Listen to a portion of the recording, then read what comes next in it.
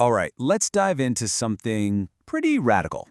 It's this philosophy, almost a manifesto, that just completely flips our ideas about safety, about success, about what it even means to live. We're talking about a way of seeing the world where failure, that's not the end, not even close. It's actually the only place to begin. Wow. Okay, you see a disaster, but I am the lightning bolt that breaks your drought. I mean, that's a statement right there. It's totally confrontational. And it's really the core of what we're digging into today. The idea is to look at something we'd all call a catastrophe and see it as, well, as something necessary, something that brings life. So you got to ask, where does a perspective like this even come from? It all starts with a critique of something most of us are taught is a good thing, the safe middle way. But in this philosophy, oh no, it's not a virtue, it's a prison.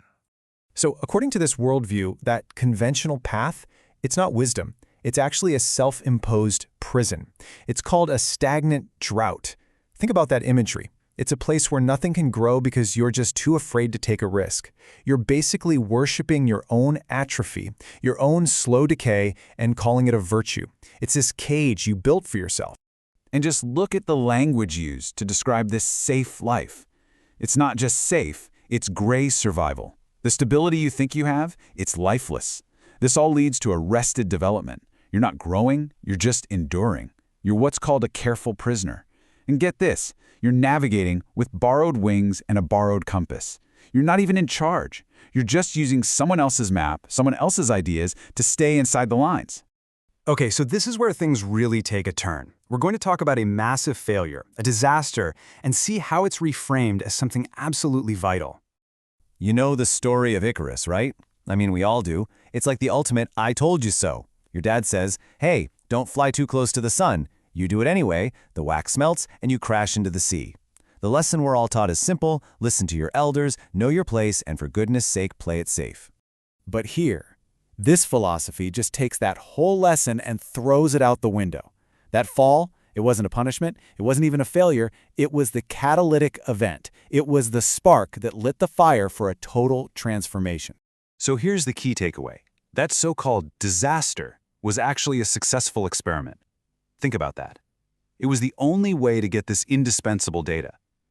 Flying too close to the sun wasn't about being arrogant or stupid. It was a test, a way to find the absolute melting point of your own limitations, of those borrowed wings, to finally see what you were actually made of. And this is what leads to the core idea here, the alchemy of the self.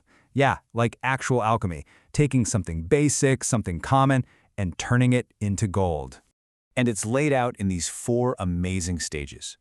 So first, you've got your base metal. That's all the stuff you've inherited, the fears, the wisdom from other people. Then you put it in the fire, the highest heat. That's the fall, the catalytic event we just talked about. This leads to the cracking. The old you, that hardened shell, it just shatters into a million pieces. And from those ashes, you forge the gold. You create a brand new identity, the sovereign striver. But listen, this is more than just personal growth. We're talking about a death here, a necessary death. The obedient son, that's the part of you that always plays it safe, that uses the borrowed compass, that's scared of the sky. That part of you has to die. It's the only way for the real you, the sovereign striver, to be born. So, okay, what happens after this transformation? What does life even look like now? Well, you don't just find a new, safer middle ground. Nope. You forge what's called the twin path. And this twin path, it is not a comfortable middle way.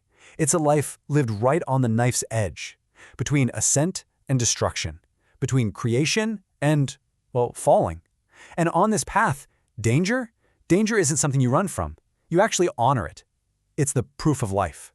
It tells you that you're actually alive, that you're pushing boundaries, and that you're not just rotting away in that safe little prison. So what does that feel like? The word used is unalloyed joy. And that's not just, being happy. It's a joy that's pure, totally uncut with hesitation or fear. It's this revolutionary feeling that's actually kind of unsettling to people who are still stuck in that cage of safety. Your laughter makes them nervous. So when you get right down to it, this whole thing presents a really stark choice. It's not about balance. It's about choosing one of 2 completely different ways to exist. And this just lays it all out side by side. You've got the last man over here. His whole deal is safety. He's using that borrowed compass, living a stable but totally lifeless life. He's terrified of the sky. Then you've got the sovereign striver. She doesn't want to be safe. She wants to be real. She generates motion from within, finds that pure, unalloyed joy, and you know what? She claims the sky for herself. And here's the analogy that really hits home. The last man, he's like a tiny candle, flickering in a dark cave.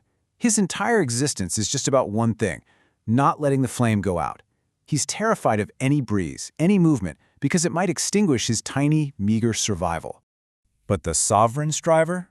Totally different. The striver is a star. A star isn't worried about burning out. Burning is its purpose. It's fueled by its own massive internal furnace. Its meaning doesn't come from how long it lasts, but from the incredible intensity of its light, just blazing against the darkness. And this quote just says it all, doesn't it?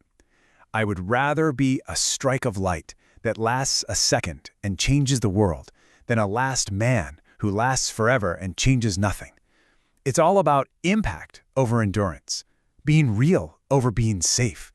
It's choosing one brilliant, world-changing moment over a lifetime of nothing. Which leaves us with this one final question, and it's a big one. This isn't just about being reckless for the sake of it. It's a challenge, really.